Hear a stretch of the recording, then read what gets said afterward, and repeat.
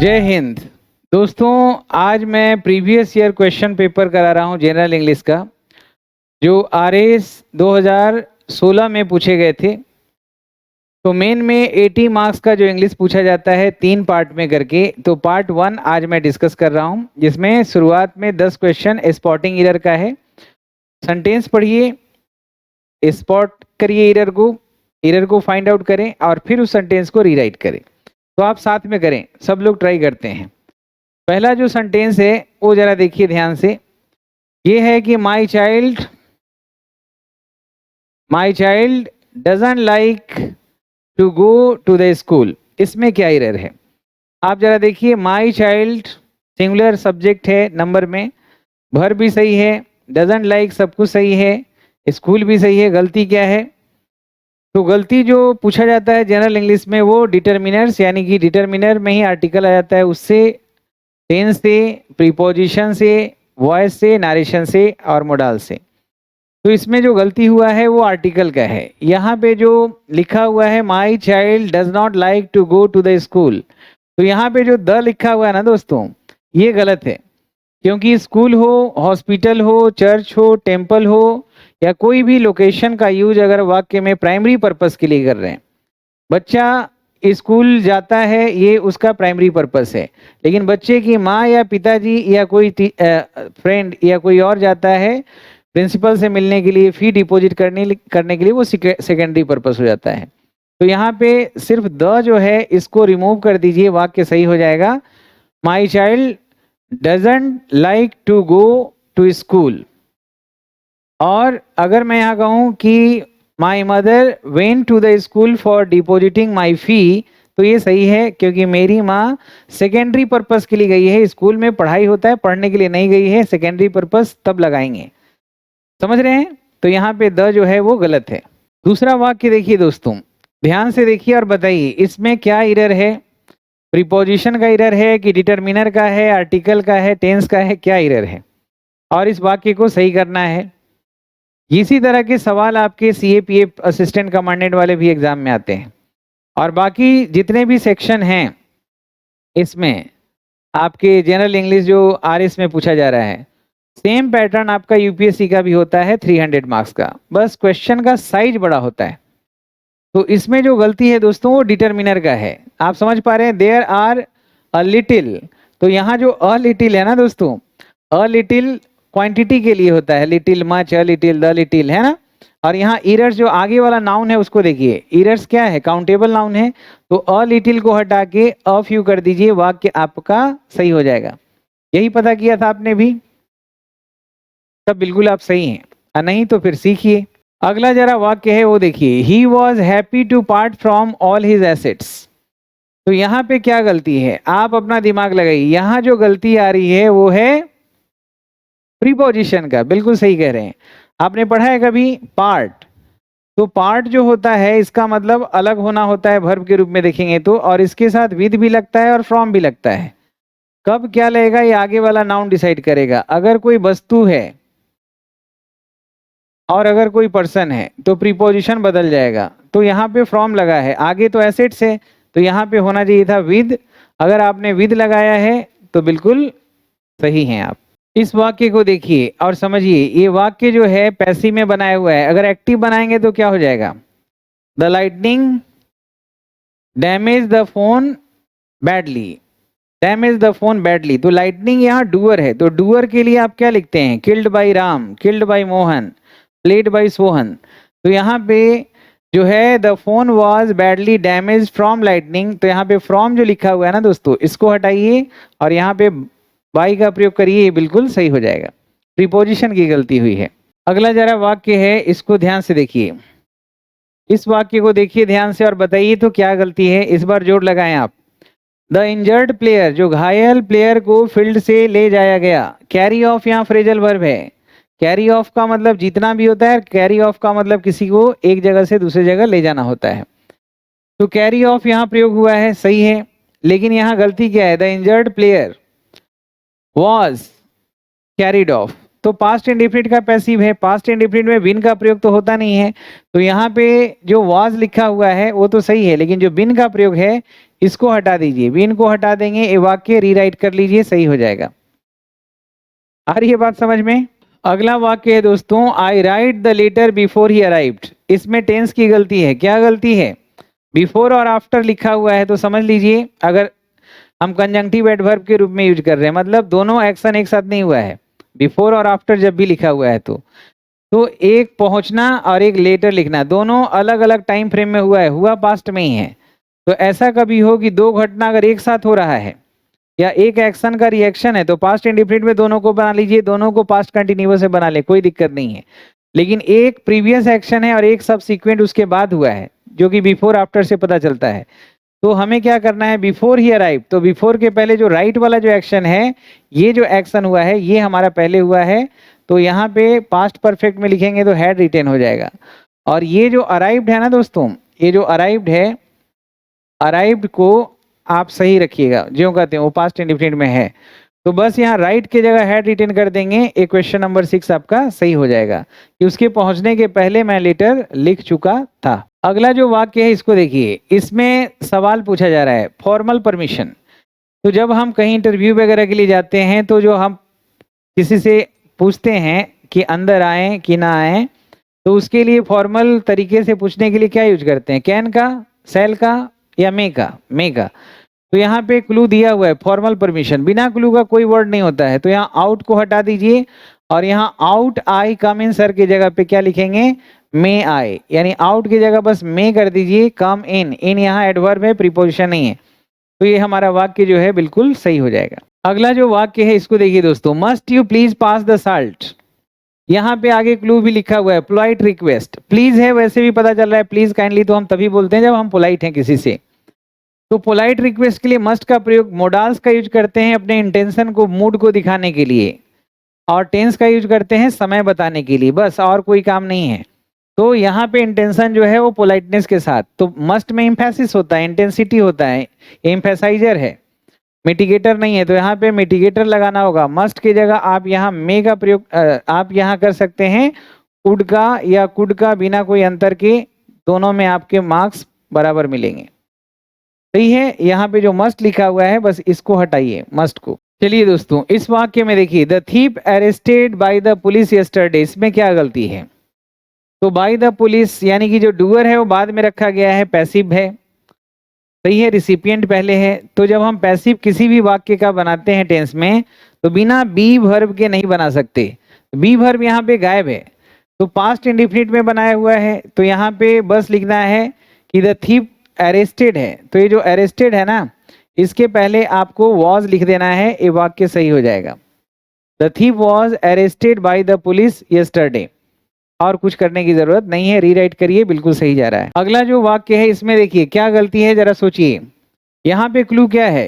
Clue है यहाँ पे कंजंक्शन इफ और वेदर जो लिखा हुआ है, तो कभी भी कंजंक्शन इफ और वेदर का प्रयोग हम करते हैं दो वाक्यों को जोड़ने के लिए, तो तब हम करते हैं जब हमारे मन में कोई सवाल हो, डाउट हो, क्वेश्चन हो। तो यहाँ पे क्वेश्चन कैसे पता चलेगा? रिपोर्टिंग वर्ब से। तो यहाँ टोल्ड जो लिखा हुआ है ना, ये जो टोल्ड है, ये टोल्ड की जगह आप आस्क्ड कर दीजिए, आस्क्ड, ही आस्क्ड मी, और वह जब पूछा था उसके पहले कि मैं जीता है कि नहीं, तो आगे जो वॉन लिखा हुआ है, ये वॉन, इसके जगह पे आप हैड वॉन का प्रयोग करिए, वाक्य बिल्कुल सही हो जाएगा। वो मुझसे पूछा था कि क्या मैं जीता था, ये सवाल है, लेकिन क्या होता है कि जब हम डायरेक्ट बनाते हैं तो ज्यों कहते हैं वाक्य को रख देते हैं किसी के कही हुई कथन को, लेकिन इनडायरेक्ट में चाहे वो सवाल पूछा गया है, आदेशात्मक वाक्य है, या ऑप्टेटिव सेंटेंस है, या फिर कोई भी वाक्य हो, आपको अफर्मेटिव के अलावा कोई दूसरा विकल्प नहीं है, फुल स्टॉप ही लगाना है। अब ये वाक्य हो गया सही। अब जरा कुछ सेनोनिम, एंटोनिम और वोकेबलरी पार्ट से 10 क्वेश्चन आपको पूछे जाएंगे, तो उसको देखिए। यहाँ जो वर्ड लिखा हुआ है अपैथी, अपैथी का मतलब होता है उदासीनता, तो इसका एंटोनिम बताना है, उल्टा, विपरीत। तो अपैथी का मतलब उदासीनता होता है। यहाँ पे लिखा हुआ है लिथार्जी, लिथार्जी मतलब आलस्य होता है। एंथुजियाज्म का मतलब उत्साह होता है, तो एंथुजियाज्म इसका सही जवाब होगा, एंथुजियाज्म, क्योंकि अपैथी का मतलब क्या हो जाता है? उदासीनता, तो ये एक दूसरे का उल्टा हो गया, समझ रहे हैं। और इंथुजियास्टिक बोलेंगे तो ये हो जाएगा हमारा एडजेक्टिव, यानी कि जीलस है, स्प्राइटली है, विवैसियस है, ये सब का मतलब उत्साही हो जाता है। देखिए दोस्तों, इसमें आपको सिनोनिम बताना है करेज का। तो करेज का मतलब साहस होता है, ब्रेवरी का मतलब बहादुरी होता है, बोल्डनेस का मतलब भी साहस होता है। देखिए ब्रेवरी अगर हम कहते हैं कि वह ब्रेव है मतलब जन्मजात है, उसका पर्सनालिटी का अपना नेचुरल ट्रेट है, गुण है, वह बहादुर है, हमेशा बहादुर रहता है। लेकिन एक पर्टिकुलर ऐसा कोई इमरजेंसी आ जाए और उस पर्टिकुलर टाइम में जो आप गट्स दिखाते हैं, जो बहादुरी दिखाते हैं, वो बोल्डनेस होता है, करेज होता है। उसने करेज किया इस बात के लिए, उसने बोल्डनेस दिखाया। तो ये करेज और बोल्डनेस जो है एक दूसरे का सिनोनिम है। तो यहाँ पे करेज का जो सिमिलर मीनिंग देने वाला जो वर्ड होगा वो बोल्डनेस होगा। वैसे तो करेज, बोल्डनेस, ब्रेवरी, प्लकी, गट्सी, नर्व, ये सब का मतलब बहादुरी होता है, डेयरिंग, इंट्रेपीड। लेकिन यहाँ पे ये दोनों वर्ड जो हैं एकदम बिल्कुल आइडेंटिकल हैं, सिमिलर मीनिंग देता है एकदम। इस वाक्य में देखिए, the police is looking through the case, case को पुलिस क्या कर रहा है, जांच पड़ताल कर रहा है। तो फ्रेजल वर्ब बताना है। तो लुक का मतलब दिखना होता है, लुक एट का मतलब देखना होता है, लुक इनटू का मतलब जांच पड़ताल करना होता है, लुक ओवर मतलब सरसरी निगाह से देखना, और ओवर लुक बोलेंगे तो नजरअंदाज करना होता है ना। लुक अहेड आगे देखना, लुक बैक पीछे देखना, लुक फॉरवर्ड टू उम्मीद के नजर से देखना, लुक डाउन अपॉन किसी को नीचा दिखाना फ्रेजल वर्ब है। तो अगर आप यहाँ लुक इनटू का प्रयोग कर रहे हैं तो ये सही phrasal verb the police is. और एक और गलती हुआ है यहाँ पे, वो क्वेश्चन बनाने वाले ने गलती किया है, द पुलिस के साथ हमेशा आर लगाएंगे, ठीक है। तो इसको आपको फ्रेजल वर्ब को भी सही करना है और वाक्य को भी, the police are looking into this case, looking into the case, ये सही हो जाएगा। अगला जो फ्रेजल वर्ब है वो क्या लगेगा ये बताइए। तो कम बाई का मतलब प्राप्त करना होता है, कम अक्रॉस का मतलब अचानक मुलाकात होना होता है। तो कम अक्रॉस का मतलब अचानक मिलना होता है। तो इसके लिए अगर हम कम अक्रॉस के साथ सर्टेनली वर्ड अगर यूज करते हैं या कम अक्रॉस के साथ प्रीपोजिशन विद लगाते हैं तो ये भी गलत, ये भी गलत, ये भी ध्यान रखेंगे। तो यहाँ फ्रेजल वर्ब कम अक्रॉस होगा कि मैं एक पुराने मित्र से मेरी अचानक मुलाकात हो गई मॉल में। तो यहाँ कम विद या कम बाई दोनों गलत हो जाएगा, कम अक्रॉस बिल्कुल सही है। देखिए इसमें है वन वर्ड सब्स्टिट्यूशन बताना है, undue favour shown to one's own relatives, अपने रिश्तेदारों के साथ हम अनुचित तरीके से उसको मदद पहुंचाते हैं, जहां पे भी हम ऊंचे पद पे बैठे हुए हैं कहीं पे भी, तो उसको हम क्या कहते हैं, उसको हम कहते हैं कि यहाँ भाई भतीजावाद हो रहा है।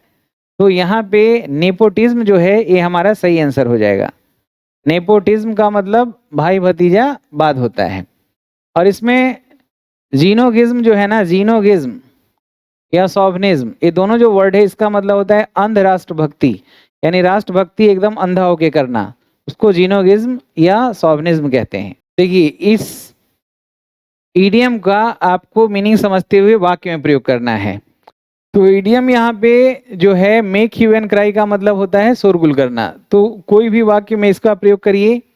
अगर हम यहाँ पे कहें कि the protesters are making, verb के रूप में यूज कर रहे हैं इसको, are making hue and cry, hue and cry over this trivial, trivial यानी triple, petty, mundane, trivial issue, एक बहुत ही साधारण मुद्दे के ऊपर जो प्रोटेस्टर्स हैं, प्रोटेस्ट करने वाला, वो शोरगुल मचा रहे हैं। तो वाक्य में इस इडियम का प्रयोग करना था। देखिए आगे जो क्वेश्चन पूछा जा रहा है क्वेश्चन नंबर 17 से, कि डिफरेंस बताना है, ये दोनों वर्ड्स में डिफरेंस आपको बताना है। तो देखिए पहला जो हील है ये हमारा वर्ब है ना। इसका मतलब क्या होता है कि when we recover from any injury naturally,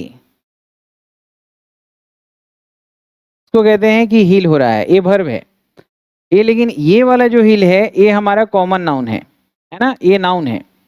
इसको क्या कहते हैं, the organ which is which is the back part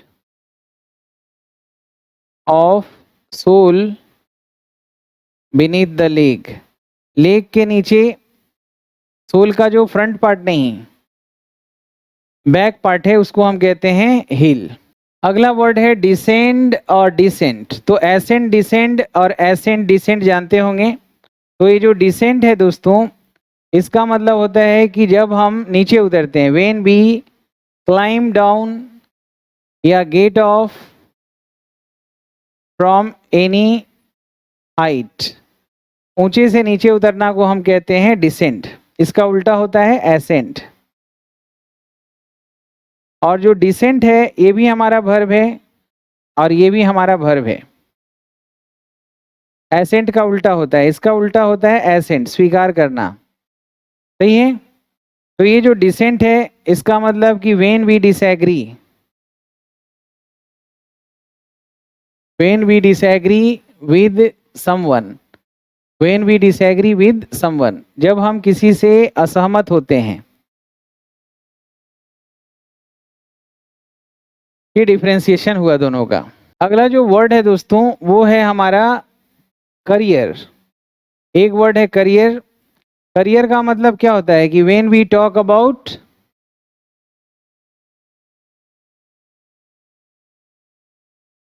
our business और profession, means we are talking about career. और कैरी से बना है कैरियर, व्हेन वी, या हम लिख सकते हैं कि वी कैरी गुड्स और luggage by dint of, by dint of मतलब के सहारे, फ्रेज प्रीपोजिशन है, by dint of carrier porter, ऐसे वाक्य में लिखिए, एक्सप्लेन करना है। अगला जो वर्ड है, यहाँ पे दो वर्ड है, conscious. Conscious means when we are careful about anything. और ये जो है एडजेक्टिव है हमारा, तो इसका मतलब केयरफुल हो गया, कंसस ये जो है हमारा एडजेक्टिव है। और अगला है कंसेंस। कंसेंस का मतलब क्या होता है, व्हेन